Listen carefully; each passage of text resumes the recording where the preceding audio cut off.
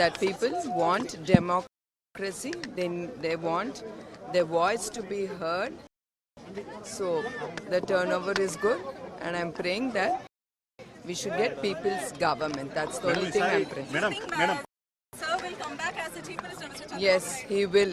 He will come back and he'll work for the people. Madam, gatam kanti sari baga polling శాతం నమోదయ్యే లోపల చూసామండి, turn over అది చాలా బాగుంది. అది నువ్వు మహిళా శక్తులకి నేను ఒకటే కోరుతున్నాను, ప్రతి ఒక్క స్త్రీ తన కుటుంబం గురించి ఆలోచించి కుటుంబాన్ని ముందుకు తీసుకురావాలి.